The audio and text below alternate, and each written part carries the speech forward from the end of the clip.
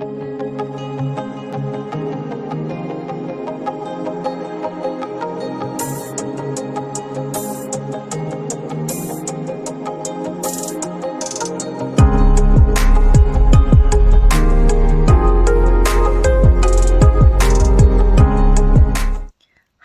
Bapak Ibu Guru hebat, perkenalkan saya Gelia Agustin, CGP Angkatan 11 Kabupaten Badung dari SMP Negeri 4 Petang.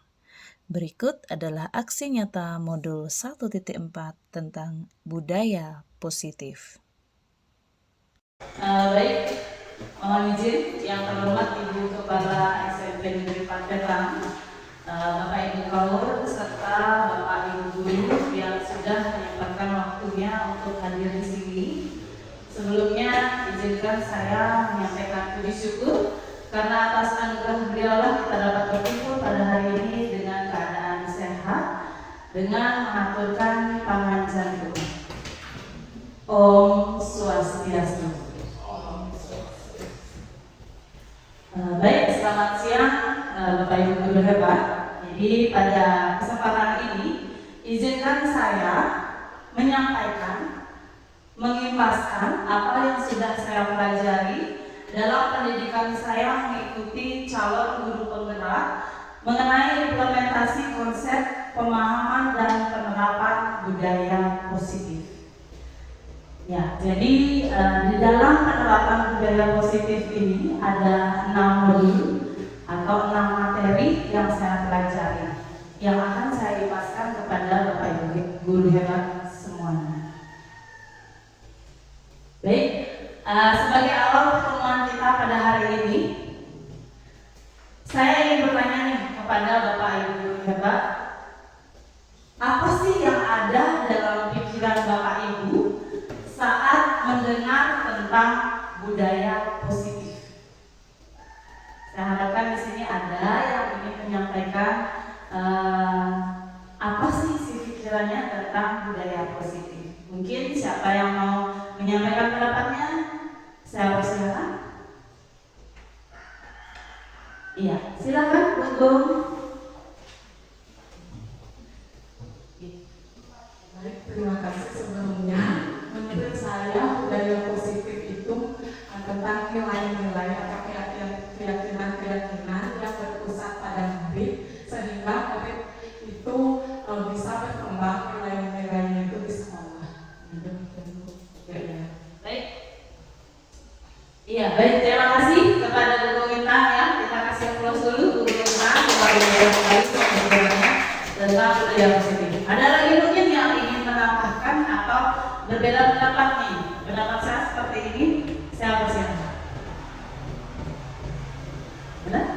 Silakan. Saya ingin menambahkan aja ya, budaya positif itu adalah suatu yang namanya budaya berarti kebiasaan, di mana kebiasaan itu yang sekarang terjadi di lingkungan sekolah kita yang memiliki dampak positif tentunya bagi lingkungan sekitar sekolah. Iya, baik, terima kasih ya. Jadi kita paham tadi dari Bu Ratna, ya. Jadi betul sekali apa yang disampaikan oleh Bu Intan dan Bu Ratna itu tentang budaya positif. Jadi di sini budaya positif itu sendiri adalah terciptanya suatu lingkungan yang positif, yang terdiri dari warga sekolah yang saling mendukung, saling belajar, saling bekerja sama, sehingga tercipta suatu kebiasaan-kebiasaan baik. Kemudian dari kebiasaan-kebiasaan baik itu akan tumbuh menjadi karakter-karakter baik warga sekolah. Jadi tidak hanya siswa ya Bapak Ibu Guru, semua warga sekolah itu harusnya menerapkan budaya positif ini. Kemudian selama seseorang merasakan tekanan-tekanan dari lingkungannya, ya, jadi apabila siswa terlalu banyak ditekan, begitu pula halnya dengan seorang pekerja yang terlalu banyak ditekan, maka proses pembelajaran akan sulit terjadi. Jadi semakin banyak tekanan yang kita berikan kepada siswa, siswa itu akan semakin sulit untuk berkembang. Ya, baik. Untuk selanjutnya, saya akan sampaikan jadi dalam budaya positif itu ada 6 materi. Yang pertama tentang nilai-nilai kebajikan universal.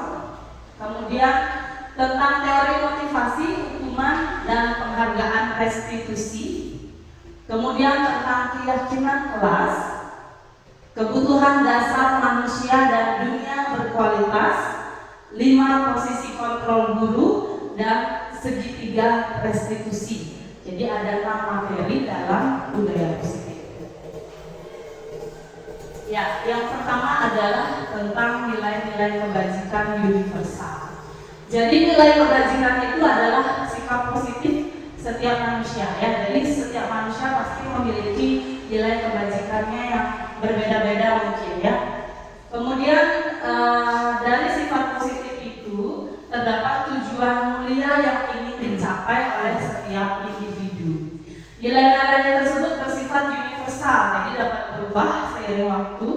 Kemudian dan lintas bahasa, suku, bangsa, agama maupun latar belakang. Jadi nilai kebajikan universal di sini yang kita harapkan dari siswa yang sekarang itu adalah tentang 6 profil belajar Pancasila itu. Ya, jadi ada beriman dan bertakwa, berkebinekaan global, bergotong royong, kreatif, mandiri, serta berpikir kritis. Kemudian ada juga di sana tentang nilai-nilai kebajikan lainnya yang termasuk ke dalam nilai-nilai kebajikan universal. Ya, jadi di sana ada peduli, rajin, integritas, dan lain sebagainya. Jadi mungkin ini sudah pernah kita praktekkan Bapak Ibu ya pada saat kombel. Misalnya mampu mengerjakan tugas secara mandiri, berarti dia sudah masuk ke pelajar Pancasila mandiri dan berpikir kritis. Jadi itu dia di sini nilai-nilai kebajikan universal yang dapat dikelompokkan sesuai dengan pemahaman siswa atau apa yang dilakukan oleh siswa dari keyakinan. Nah, untuk yang selanjutnya adalah tentang teori motivasi, hukuman, dan penghargaan serta restitusi. Jadi apa sih bedanya hukuman, konsekuensi, dan restitusi di sini? Baik, untuk yang pertama itu tentang hukuman. Nah, kalau hukuman itu sendiri merupakan suatu tindakan yang diberikan dari satu pihak kepada pihak lainnya yang belum disepakati. Jadi itu hanya ditentukan oleh satu pihak. Hukuman bersifat satu arah dari pihak guru yang memberikan dan murid hanya menerima suatu hukuman tanpa kesepakatan atau pengarahan dari pihak guru baik sebelum atau sesudahnya. Jadi tidak ada pengarahan sebelumnya dan sesudahnya pun tidak ada pengarahan. Jadi di sana sifatnya guru langsung memberikan hukuman kepada siswa tanpa kesepakatan. Nah, kemudian konsekuensi. Nah, kalau konsekuensi ini sendiri berbeda dengan hukuman, Bapak Ibu. Untuk konsekuensi ini sendiri itu sudah terencana dan sudah disepakati, sudah dibahas, disetujui oleh guru dan murid, sama seperti kesepakatan kelas yang tentunya kita sudah jalankan di kelas masing-masing. Kemudian bentuk konsekuensi itu dibuat oleh pihak guru dan murid. Jadi murid mengajukan pendapat, kemudian disetujui oleh kedua pihak. Jadi tidak hanya satu pihak yang disetujui, tapi kedua belah pihak. Nah, kalau untuk hukuman dan konsekuensi ini, siswa itu akan berubah hanya untuk menghindari hukuman atau konsekuensi. Jadi dia tidak akan bisa berubah atau merubah sikap yang kurang menjadi lebih baik, itu tidak berasal dari dirinya sendiri. Tetapi yang ketiga itu adalah restitusi. Nah, kalau untuk restitusi ini tujuannya bukan untuk menebus kesalahan, tetapi untuk belajar dari kesalahan. Penekanannya bukanlah pada bagaimana berperilaku untuk menyenangkan orang lain atau menghindari ketidaknyamanan, namun tujuannya adalah menjadi orang yang lebih menghargai nilai-nilai kebajikan yang mereka percayai dan tambahannya mereka lebih menghargai dirinya sendiri.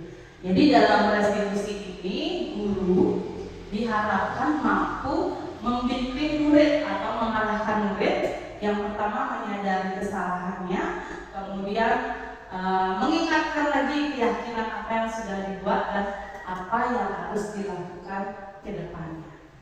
Jadi dalam restitusi ini siswa itu akan mampu merubah perilakunya menjadi lebih baik berasal dari unsur intrinsik atau dari dirinya sendiri. Nah, ini ada kutipan, ya, kutipan dari Al-Fiqh. Nanti saya minta pendapat Bapak Ibu mengenai kutipan yang ada di depan ini.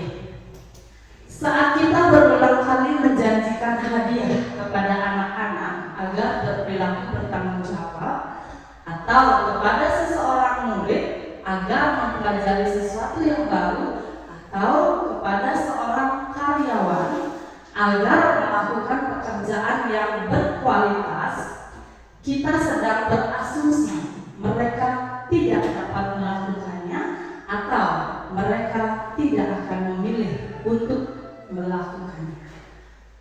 Mungkin dari kutipan di depan ada tanggapan atau bagaimana pendapat Bapak Ibu tentang kutipan menurut Al-Fiqh di depan. Mungkin ada yang ingin menyampaikan pendapatnya?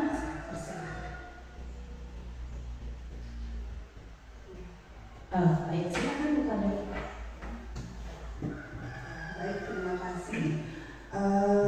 Dari kutipan itu, kalau saya setuju. Nah, perlu digarisbawahi pada saat kita berulang kali menjanjikan hadiah. Kalau kita menjanjikan hadiah sesekali itu sebenarnya nggak apa-apa, karena melakukan pekerjaan ya kalau tidak ada hadiah ini itu ya kurang rasanya ya kan. Nah, tapi di sini kalau berulang kali ya itu yang harus digarisbawahi, jadinya kayak pegawai ataupun siswa, murid atau siapapun yang melakukan suatu pekerjaan, jadinya mereka hanya tertuju pada hadiah itu, bukan tertuju pada tanggung jawab yang harus mereka lakukan. Seperti itu. Kalau saya sih yang setujunya dikasih hadiah setuju, tapi kalau berulang kali itu yang kurang. Itu. Terima kasih. Terima kasih Bu Kadek. Mungkin ada lagi yang lainnya? Pak Made mungkin? Yes, terima kasih atas waktunya. Sangat sepakat ya dari artikel, termasuk dari pendapat yang disampaikan oleh pemerintah. Lebih yang juga bisa menyimpulkan sedikit, kalau bisa memang kita melakukan sesuatu itu adalah dari kesadaran diri. Apapun yang dilakukan adalah dari kesadaran diri tanpa melihat hadiah konsekuensi apapun itu, sehingga apapun yang kita lakukan juga akan nyaman buat diri kita dan orang lain. Apalagi di sini sampai terus berulang kali menjanjikan hadiah, kalau kamu mau berbuat ini kamu akan mendapatkan A, B, C. Jadi orientasinya adalah A, B, C-nya, bukan di pekerjaan. Dan nilai-nilai kebajikan itu juga akan terkesampingkan, sehingga muncullah orientasinya adalah hadiah. Nah, mungkin itu yang bisa tambahkan. Terima kasih. Ya, baik, terima kasih ya Bu Kadek dan Pak Made. Ya, jadi di sini betul sekali ya. Jadi apapun yang kita lakukan itu berarti kita pacuannya atau patokannya itu karena ada hadiah. Ya, jadi kutipan ini saya ambil dari materi yang menjelaskan bahwa ini adalah penghargaan yang menghukum. Jadi penghargaan yang diberikan ini disebutkan adalah penghargaan yang menghukum, karena ya seperti itu, mereka hanya akan melakukan pekerjaannya jika ada hadiah. Jadi bukan dari diri sendiri, atau mereka juga bisa memilih tidak melakukannya. Nih, terima kasih Bapak Ibu. Saya lanjutkan dengan keyakinan kelas ya. Jadi sebelumnya tentu kita sudah sering mendengar tentang keyakinan kelas itu sendiri. Tetapi ada tahapan yang harus dilalui untuk membuat sebuah keyakinan kelas. Yang pertama adalah menggali peraturan-peraturan yang perlu disepakati di kelas. Nah, Bapak Ibu, untuk menggali peraturan yang perlu disepakati di kelas ini biasanya akan muncul kalimat ada kata tidak. Mungkin Bapak Ibu melempar kepada siswa, apa peraturannya anak-anak? Mungkin Bapak Ibu bisa menyampaikan kira-kira apa peraturannya? Di kelas misalnya tidak boleh apa ya? Silakan Bu. Tidak boleh membuang sampah. Iya, seperti itu. Akan muncul dari anak-anak ide tidak boleh membuang sampah sembarangan. Nah, itu adalah peraturan yang digali dulu di dalam kelas untuk menciptakan sebuah keyakinan. Nah, setelah muncul kalimat tidak boleh membuang sampah sembarangan, tahapan yang kedua adalah mengubah peraturan-peraturan yang sudah dibuat dengan kalimat positif. Bukan berarti boleh membuang sampah sembarangan karena tidaknya hilang, bukan seperti itu, tetapi kita ubah menjadi kalimat positif. Kira-kira bagaimana jadinya kalimatnya Bapak Ibu? Iya, jagalah kebersihan. Jadi tahapan kedua mengubah kalimat yang disampaikan siswa menjadi kalimat positif, menjadi jagalah kebersihan. Kemudian yang selanjutnya mencarikan peraturan-peraturan yang sudah dibuat menjadi nilai kebajikan dan keyakinan. Nah, nilai kebajikan dan keyakinan itu seperti menghargai, kemudian keselamatan, mandiri, dan lain sebagainya. Kalau misalnya katakannya tadi jagalah kebersihan, berarti nilai keyakinan atau kebajikannya berarti kebersihan, seperti itu. Jadi itu tahapannya yang ketiga. Kemudian yang keempat, kegiatan pendalaman keyakinan kelas, tampak seperti atau tidak seperti. Nah, untuk tampak seperti ini, misalnya Bapak Ibu, dari sekian siswa kita ada satu anak yang tidak sengaja membuang sampah sembarangan, tetapi siswa yang lainnya itu sudah membuang sampah pada tempatnya.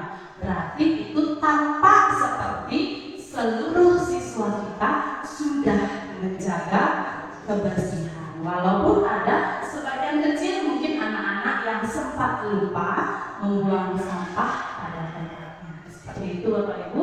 Kemudian untuk selanjutnya, kegiatan pendalaman keyakinan kelas, tugas saya dan tugas kamu. Jadi misalkan saya sampaikan kepada murid saya, tugas ibu adalah mengajar, tugasmu adalah belajar. Mungkin Bapak Ibu ada punya contoh lain menyampaikan tugas saya dan tugas murid selain belajar dan mengajar. Iya, tugas saya.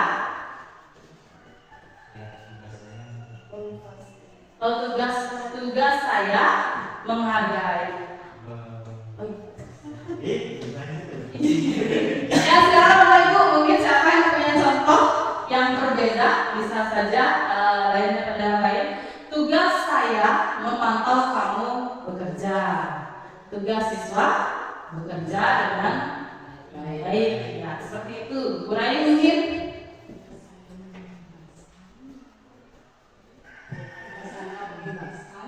Iya.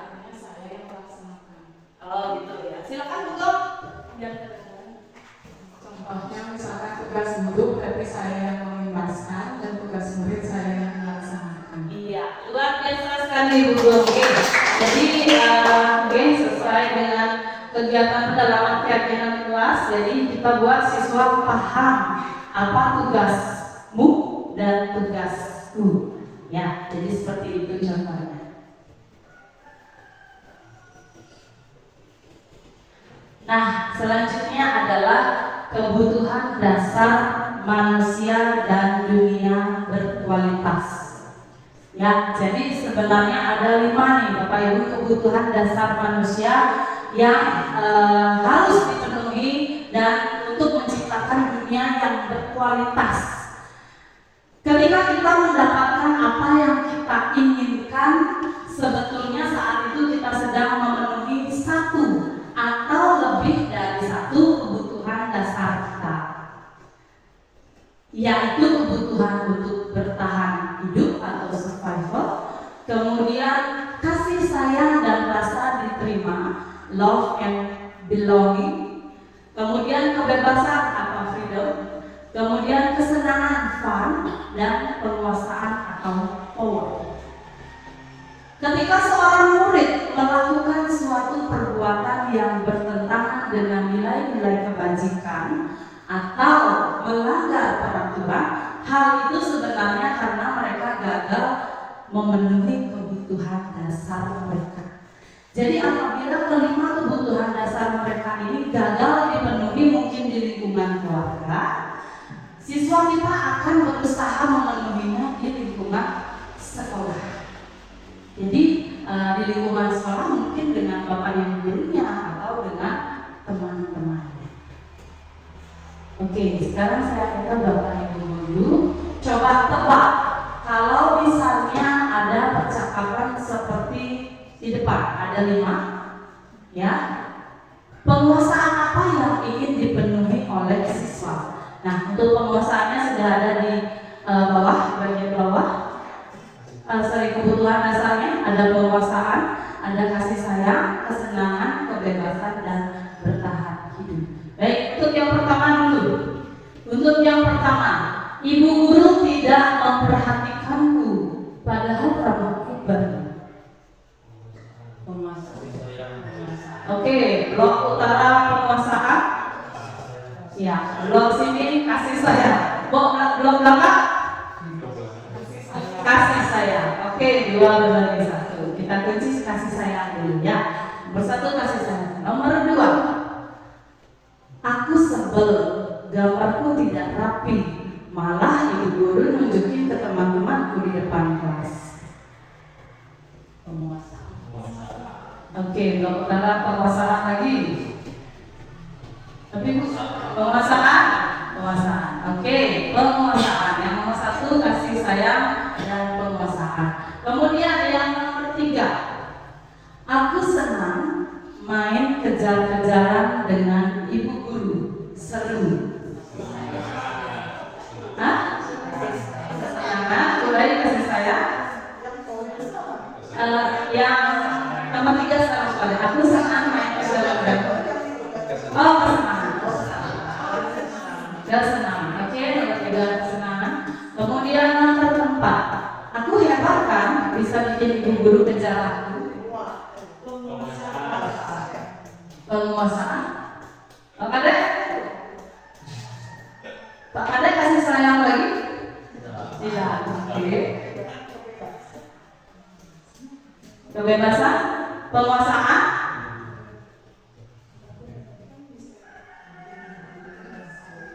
Aku hebat kan bisa bikin ibu guru kejar aku. Masih bingung di blok sini. Penguasaan, apa ada sepakat bukan ada? Kesenangan. Oke, ada jawaban kesenangan dan penguasaan. Kemudian yang nomor 5, yang terakhir, aku bosan belajar hormat terus di dalam kelas. Mungkin muridnya Pak Hade nih bosan. Oke, tanya jawabannya. Iya, jadi yang blok utara tadi penguasaan nomor 1. Oke, jadi ibu guru tidak memperhatikanku, padahal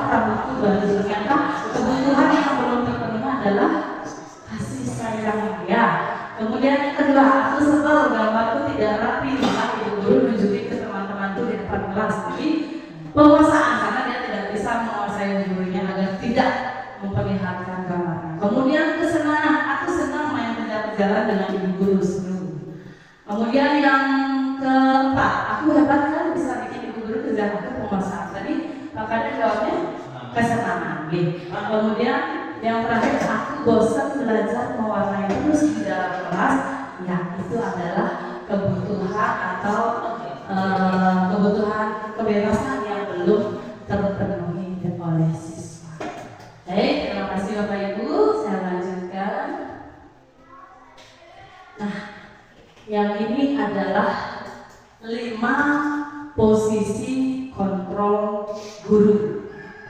Ya, tentunya Bapak Ibu sudah sering mendengar dan pastinya sudah sering mempraktekkan dari 5 dasar posisi kontrol guru itu sendiri. Ya, baik, yang pertama mungkin ada posisi kontrol sebagai penghukum.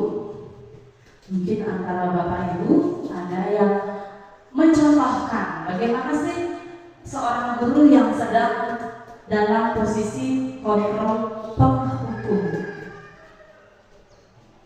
Menghukum nih Bapak Ibu, jadi menggunakan nada yang tinggi. Iya, bisa.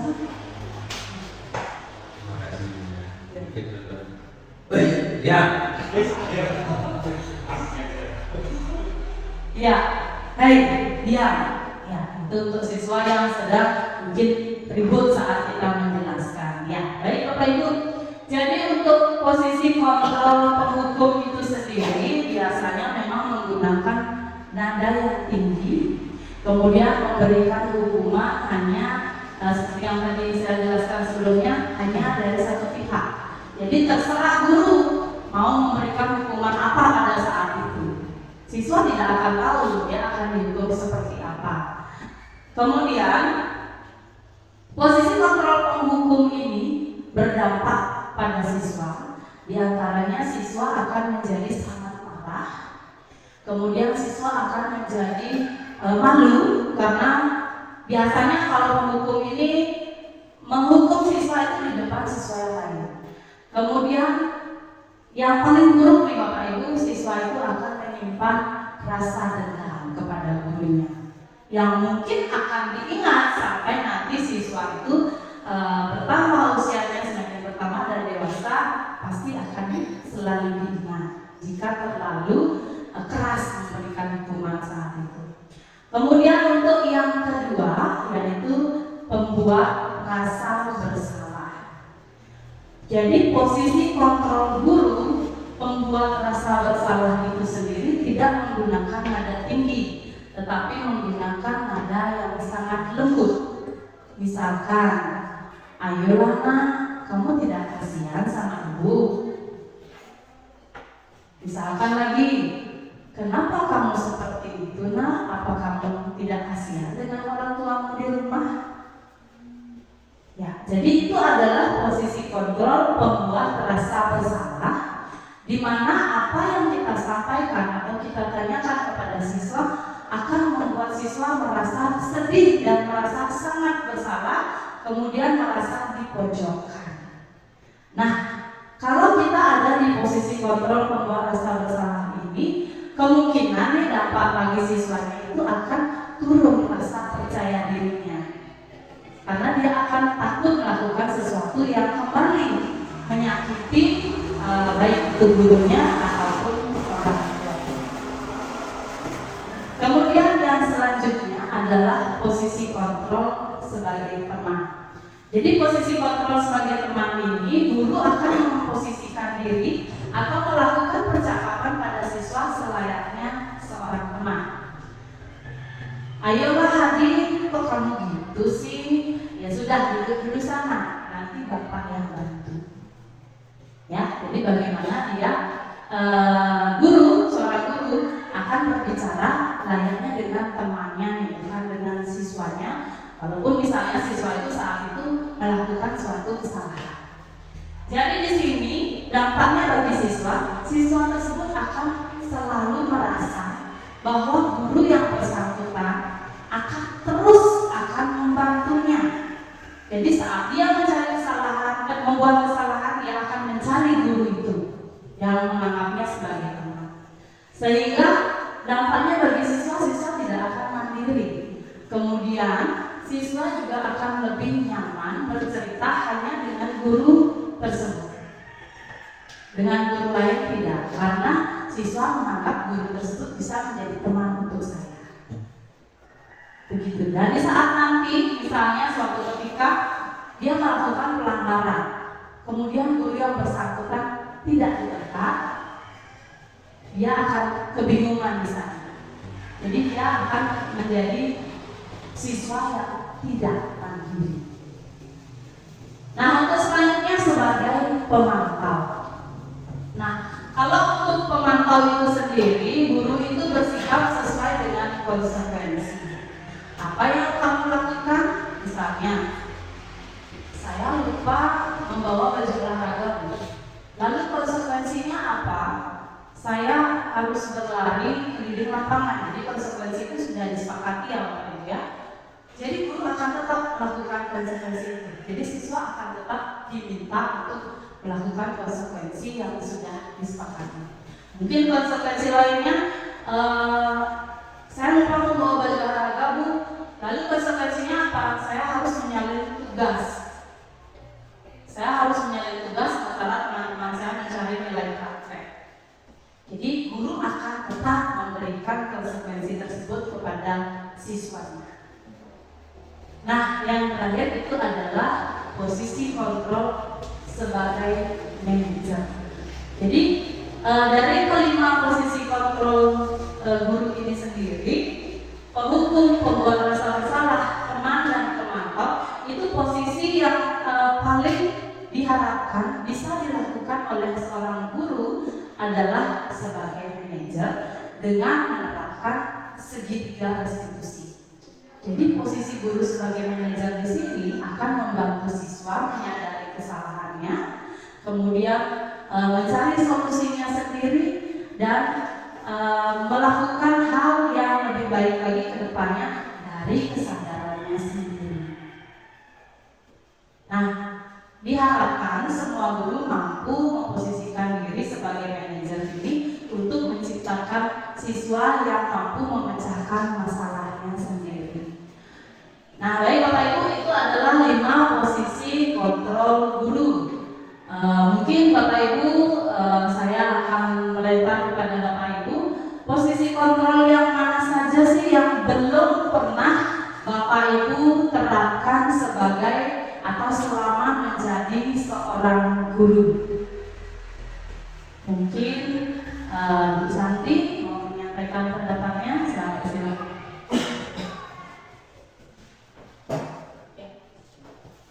Kalau untuk saya sendiri sih setelah mendengar penjelasan dari kalian tentang 5 posisi kontrol guru, saya rasa saya belum pernah di manajer. Karena memang hal itu bagaimana kita membimbing siswa yang menyadari kesalahannya, kemudian membimbing mereka bagaimana mereka mencari solusi terhadap apa yang mereka lakukan, dan sehingga menemukan hal positif untuk tidak melakukan hal yang sama lagi. Kalau saya sendiri sih yang biasanya di penghukum, kalau misalnya dulu itu mereka ikut, saya langsung panggil ke kelas, berdiri di depan biasanya. Kemudian untuk membuat rasa bersalah juga saya jarang sih, lebih ke pemantau teman sama penghukum, melihat karakter siswanya sendiri. Ya, itu. Ya, baik. Jadi Bu Santi lebih sering menerapkan penghukum, teman dan pemantau, itu melihat juga dari kondisi dan karakter siswanya tersebut. Kemudian mungkin yang lain Bapak Ibu ingin menyampaikan nih, saya pernah di posisi kontrol yang mana? Pak Hari mungkin? Baik, terima kasih Bu Delia. Dari 5 posisi kontrol guru ini, tentu sebelum saya mengikuti suatu konsekuensi dulu justru memang kita mengarah ke posisi penghukum sama membuat rasa bersalah. Mungkin itu sesuatu yang mungkin dulu pernah saya sering lakukan, tapi setelah melihat pendidikan sekarang, melihat kontrak zaman sekarang, saya cenderung banyak mengarah kepada manajer sama pemantau. Jadi dari pemantau saya bisa melihat perkembangan anak setiap pertemuan saya, sehingga anak itu akan menyadari diri sejak kita pantau terus. Akhirnya dia bisa menjalankan konsekuensi dari yang mereka terima. Terima kasih. Baik, terima kasih Pak Hari. Jadi pemantau dan manajer ya. Mungkin memang Bapak Ibu dilihat dari segi usia kita, mungkin kita adalah memang tamatan guru penghukum. Ya, betul sekali karena kita dulu masa kita sekolah dulu itu masih gencar-gencarnya sering dihukum, bahkan pulang telat itu sudah biasa. Mungkin ada lagi Bapak Ibu yang mau menyampaikan posisi kontrol yang mana yang sering saya gunakan di kelas sebelum memahami tentang posisi kontrol guru itu sendiri. Pak Kadek mungkin silakan Pak Kadek. Kontrol yang mana? Terima kasih. Oke. Kalau untuk siang sih lebih sering ke teman, ya teman. Karena kan yang jawani, jadi kalau ada masalah itu lebih aja ngobrol kayak teman gitu, gitu baik itu ya. Iya baik, terima kasih Pak Kadek ya. Jadi tentunya kita sudah sering menerapkan, tapi hanya saja kita belum tahu yang mana namanya sebagai teman, yang mana sebagai pembuat dosa bersalah. Oke, untuk selanjutnya, nah ini adalah penerapan segitiga restitusi. Jadi ini dia tadi yang dianjurkan untuk dilaksanakan sebagai seorang manajer bagi siswa. Jadi yang pertama itu adalah menstabilkan identitas. Nah, saat siswa melakukan kesalahan, kalau kita di posisi penghukum, kita pasti akan langsung menghardik. Kamu ini selalu saja seperti ini dan lain sebagainya. Tetapi di dalam segitiga restitusi ini kita dianjurkan untuk menstabilkan identitas terlebih dahulu. Bapak tahu, kamu mungkin lupa. Kemudian setiap orang itu pasti pernah lupa, termasuk Bapak. Jadi seperti itu yang harus kita sampaikan. Jadi kita harus menjadi guru yang sabar. Kemudian kata-kata contoh apa selanjutnya nih? Kamu bukan satu-satunya yang pernah melakukan ini. Teman musika juga pernah. Nah itu awalnya. Sehingga akhirnya dia akan bercerita mengalir. Ya Pak, soalnya kemarin saya main game, jadi saya lupa bawa baju olahraga. Setelah itu kita akan memvalidasi kebutuhannya. Kamu tentu punya alasan mengapa melakukan hal itu. Kalau misalnya pelanggarannya ini mungkin dia melempar kertas kena temannya. Kamu tentu punya alasan kan mengapa kamu melakukan itu. Ya Pak, saya cuma sekedar iseng aja sih dan lain sebagainya. Kemudian contoh pertanyaan lainnya, adakah cara yang lebih efektif untuk mendapatkan apa yang kamu butuhkan? Setelah dia bercerita, saya bosan Pak di kelas dan lain sebagainya. Kemudian barulah kita merujuk kepada menanyakan keyakinan. Nah, dari pelanggaran yang kamu buat tadi, kamu sadar tidak nilai-nilai apa yang atau keyakinan apa yang sudah kamu langgar, yang tidak kamu lakukan? Kemudian setelah dia menjawab, ya Pak, saya melanggar, menghargai dan lain sebagainya. Kemudian selanjutnya, kamu ingin menjadi orang seperti apa? Nah, di sanalah mereka akan memberikan jawaban menjadi orang yang lebih baik ke depannya, atau menjadi orang yang lebih rajin dan lain sebagainya. Jadi penerapan segitiga restitusi ini tidak bisa dilakukan untuk semua masalah ya Bapak Ibu. Jadi beberapa masalah tertentu saja jika sudah merujuk kepada kriminal itu sudah tidak bisa direstitusi. Jadi itu sudah langsung ke pihak yang berwajib seperti itu. Dan untuk masalah kecil pun tidak bisa digunakan restitusi. Tetapi beberapa masalah mungkin yang kalau dibilang terlalu besar tidak, terlalu kecil juga tidak, jadi menengah, tetapi berdampak berkelanjutan. Jadi itu bisa direstitusi.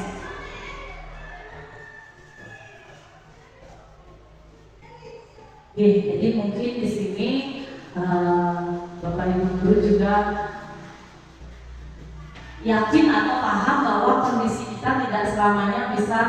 Mungkin saat siswa melakukan kesalahan kita juga sedang ada kendala atau ada tugas sehingga tidak bisa melakukan restitusi ini. Jadi restitusi ini sebaiknya dilakukan saat ada waktu luang atau pulang sekolah atau tugas dan beban Bapak Ibu guru sudah sedikit atau sudah sedang ada waktu luang. Nah kemudian,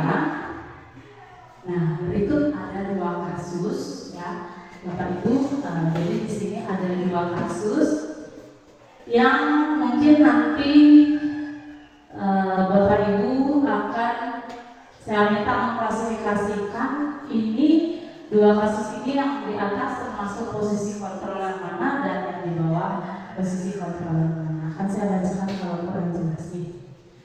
Pada saat pelajaran IPA, Ali sibuk mengobrol dengan Hasan. Ali sama sekali tidak memperhatikan Pak Dika yang sedang menjelaskan. Kemudian Pak Dika berkata, Ali, Hasan, ayolah. Kemarin kalian sudah janji ke Bapak bukan? Kenapa mengobrol lagi saat Bapak sedang menjelaskan? Sambil tertawa ringan. Tapi ya sudah, tidak apa-apa. Duduk dulu sana, nanti Pak Guru bantu kamu ini. Ya, sambil senyum-senyum. Berdasarkan kasus tersebut, posisi kontrol apa yang diambil oleh Pak Dika dalam pendekatannya kepada Ali dan Hasan? Oke, mungkin kalau ada yang menjawab, saya minta langsung dijelaskan kenapa menjawab posisi kontrol tersebut. Oke, silakan.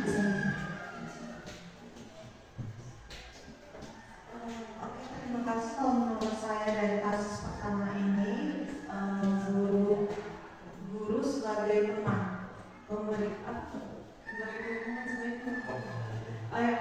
kontrol posisi kontrolnya sebagai teman. Kenapa? Karena pada saat siswanya melakukan kesalahan, gurunya itu masih bisa tersenyum seperti ya tidak masalah, tapi nanti dinasihatkan dinasihati sebagai teman. Menurut saya itu sih. Ya, baik, terima kasih Bu Santi. Mungkin ada yang berpendapat lain? Setuju posisi kontrol di sana sebagai teman? Iya, baik, terima kasih Bapak Ibu ya. Karena di sana ada kata nanti Pak Guru berkata. Ya, jadi di situ posisi kontrolnya adalah sebagai teman. Kemudian kasus yang kedua, pada saat pelajaran matematika, Dina tidak mengerjakan tugas dan itu bukan yang pertama kalinya.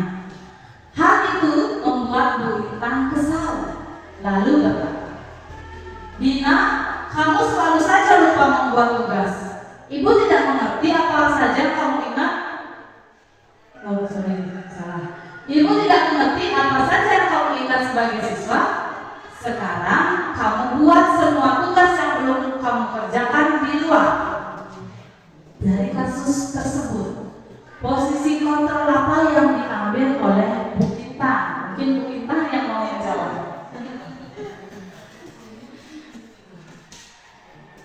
Terima kasih sebelumnya Bunda. Dari kasus yang Bunda jelaskan tadi, di sini sudah jelas ini posisi kontrol guru penghukum karena adanya yang keras di sini. Seperti Dina, kamu selalu saja lupa membuat tugas di situ dan ibu tidak mengerti apa saja yang seperti nada keras atau nada tinggi sehingga posisi kontrol ini termasuk posisi kontrol penghukum. Iya, baik, terima kasih Bu Intan. Mungkin ada jawaban lain atau memang itu sepakat adalah posisi kontrol penghukum?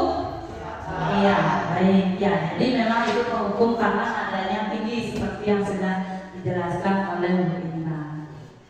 Ya, baik Bapak Ibu. Jadi setelah beberapa materi yang sudah saya ringkaskan nih, karena saya juga baru belajar di pendidikan calon guru penggerak.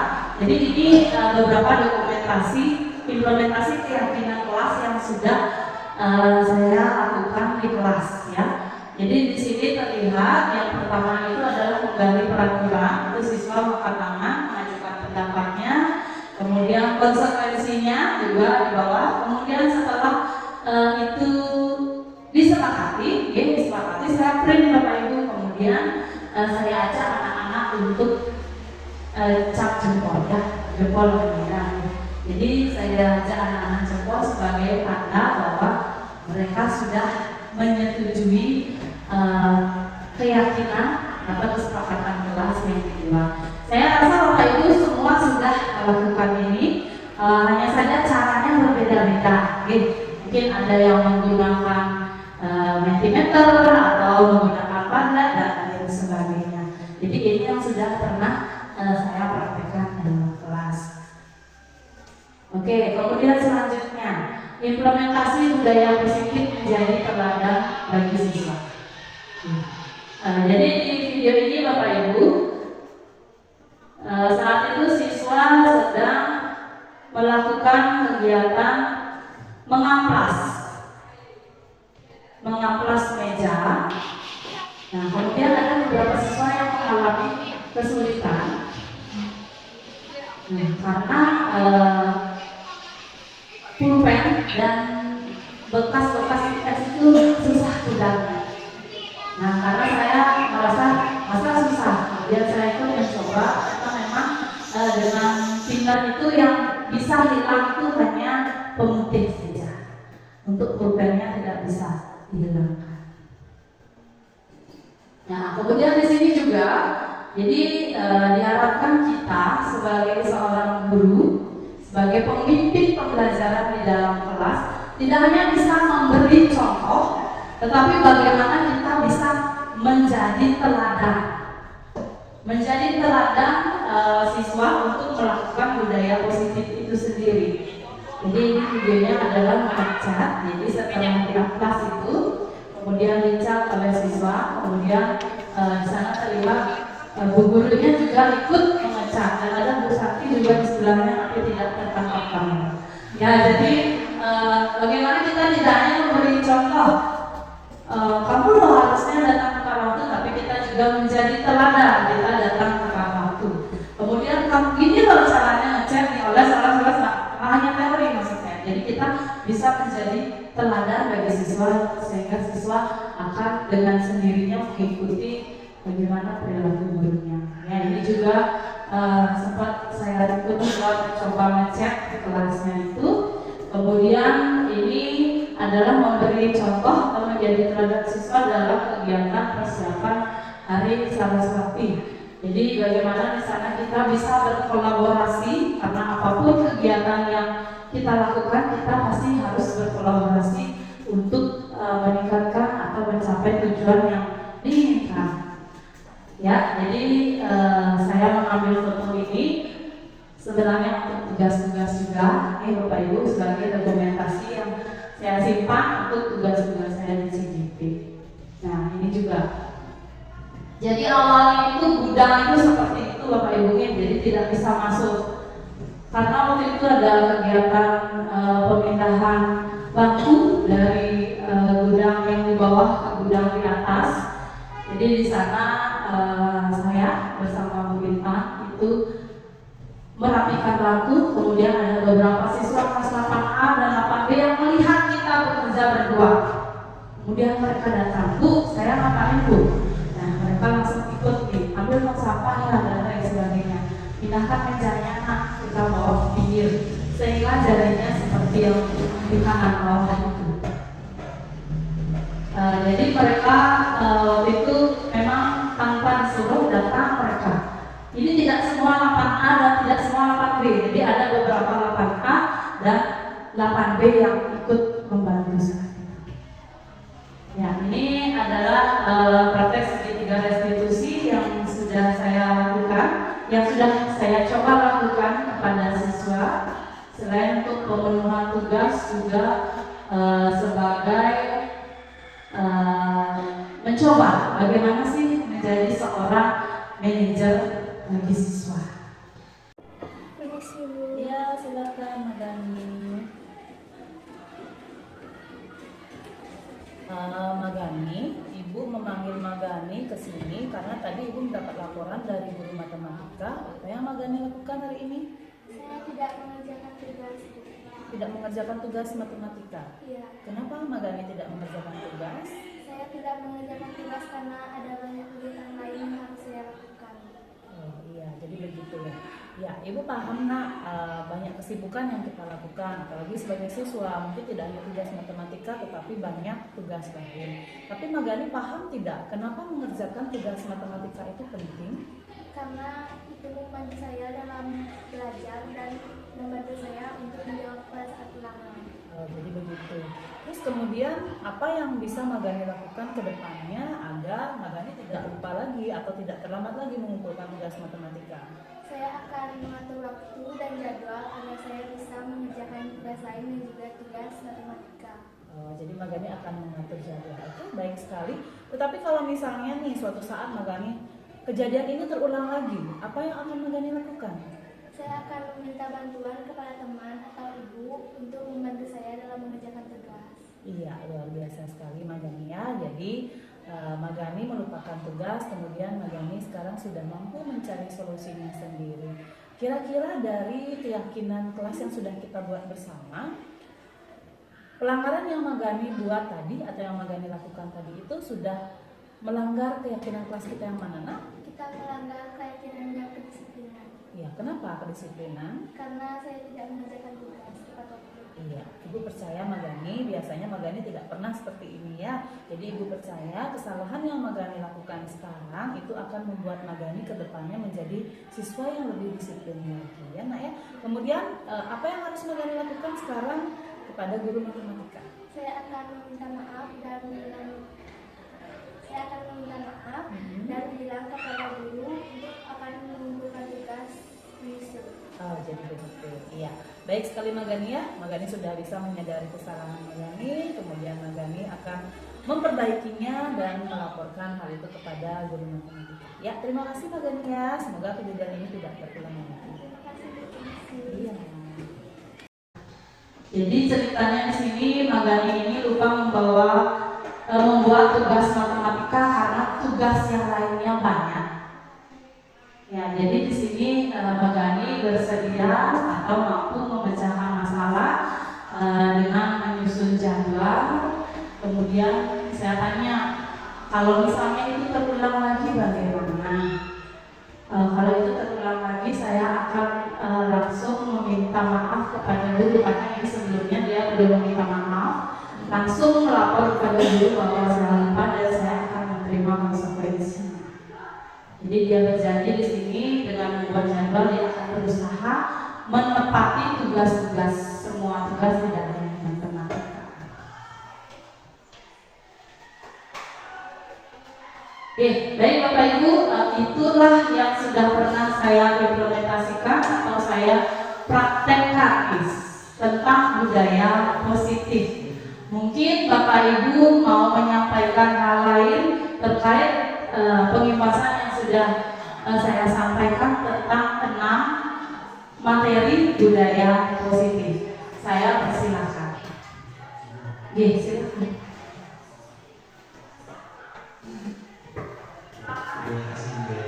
Izin bertanya, apakah untuk membuat keyakinan itu harus melakukan pertahanan yang tadi Bu sebutkan? Karena pada saat saya melakukan kesepakatan dengan siswa di kelas, ketika siswa mengajukan kesepakatannya, misalnya jangan ikut di kelas, kemudian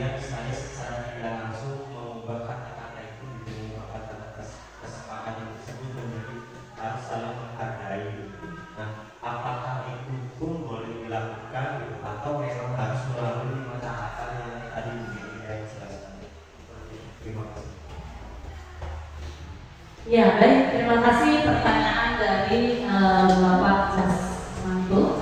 Ya, jadi sebelumnya secara tidak langsung Bapak Ibu ya, Bapak Ibu sudah melakukan tahapan tersebut, hanya saja tidak terlihat atau tidak maksudnya tidak berurutan, maksudnya seperti Bapak sudah menggali kan, awalnya sudah menggali dari anak-anak, tidak apa tadi Pak?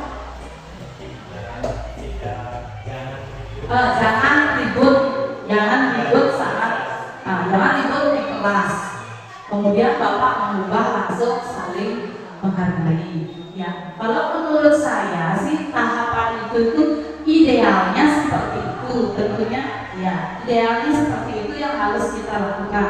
Sama seperti halnya 5 posisi kontrol guru itu, idealnya kita harus menjadi seorang manajer. Tetapi ditentukan kembali dengan kondisi dan karakter siswa pada saat itu. Kalau untuk tahapan itu sendiri ada 5 tahapan, pasti kita sudah melakukan yang pertama dan yang kedua itu sudah pasti. Menggali dulu, pasti anak-anak jawabnya tidak boleh makan di kelas, seperti itu. Jadi menjaga keamanan. Tetapi kita tidak menyampaikan kepada siswa bahasanya yang positif kan tidak. Tapi kita langsung mengubahnya menjadi bahasa yang positif. Mungkin dari Bapak Ibu ada yang mau menyampaikan tanggapan terkait pertanyaan Bapak Jasmanto, saya persilahkan. Tentang 5 urutan membuat suatu keyakinan kelas. Bagaimana penerapannya atau yang Bapak Ibu pernah implementasikan di dalam kelas. Silakan Pak Nadiem.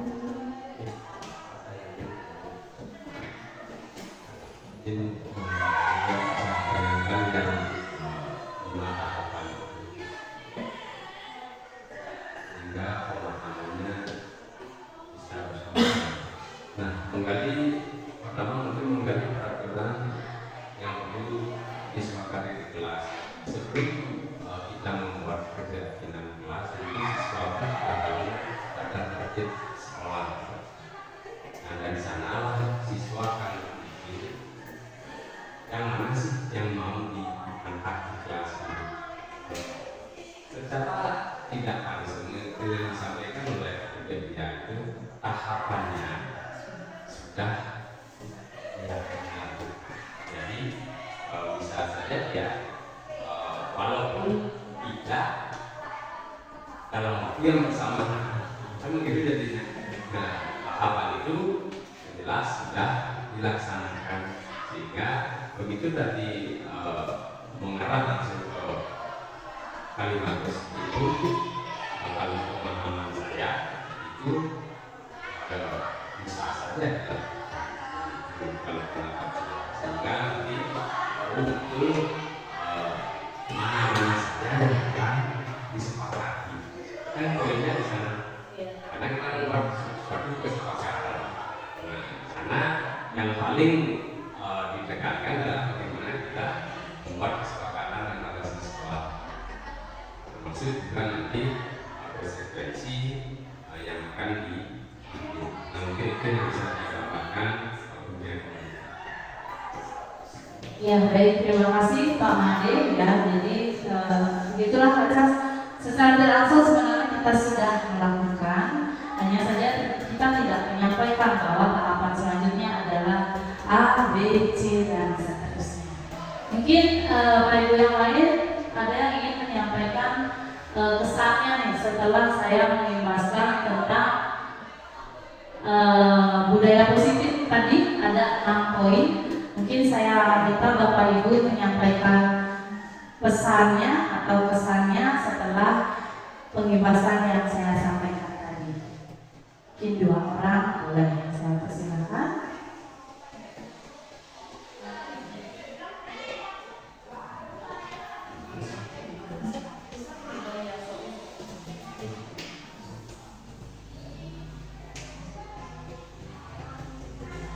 Terima kasih ya untuk kesan yang saya dapatkan.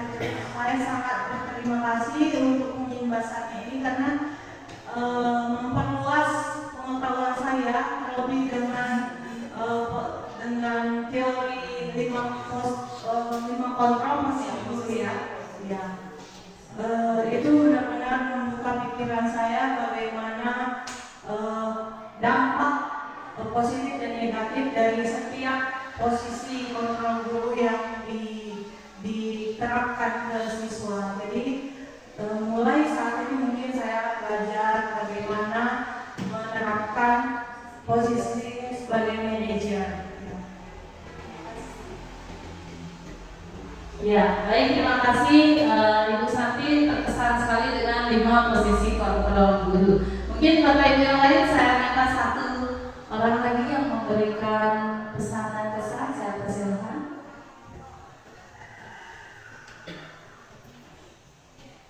Baik, terima kasih.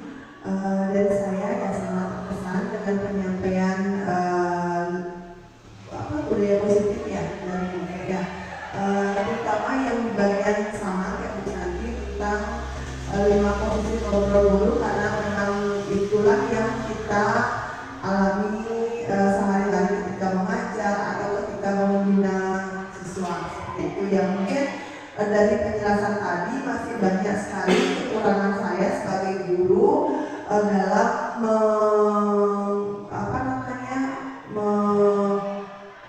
mendidik siswa seperti itu, dan saya merasa memang belum ke tahapan manajer yang lebih banyak ke tahapan menghukum mungkin atau teman. Seharusnya kan ya kita sebagai guru harus mengedepankan ke bagian yang manajer seperti itu. Mungkin dari penjelasan Buke untuk selanjutnya akan saya benahi cara saya dalam mengajar ataupun mendidik siswa.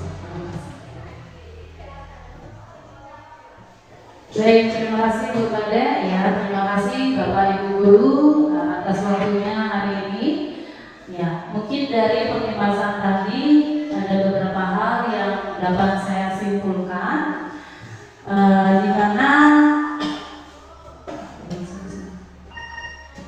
di mana untuk menciptakan pembelajaran yang berpusat pada murid itu harus tercipta terlebih dahulu iklim sekolah yang aman, inklusif, dan merayakan kebinekaan. Kemudian pendidik yang reflektif, gemar belajar, berbagi, dan berkolaborasi, sehingga terciptalah sekolah yang kita cita-citakan. Murid memiliki kompetensi dan karakter belajar Pancasila. Ya, jadi Bapak Ibu mungkin untuk menciptakan lingkungan yang aman dan nyaman berbasis disiplin positif akan berdampak maksimal pada perkembangan dan pembentukan karakter peserta didik. Jadi guru diharapkan di sini harus menjadi pendidik yang reflektif, gemar belajar, berbagi, dan berkolaborasi, karena apapun kegiatan yang kita lakukan tidak akan mampu kita lakukan sendiri, tetapi kita harus berkolaborasi kuat dengan seluruh warga sekolah. Baik, mungkin demikian yang dapat saya sampaikan pada kesempatan ini. Mohon maaf apabila selama pembahasan ada hal-hal yang kurang berkenan. Saya tutup pembahasan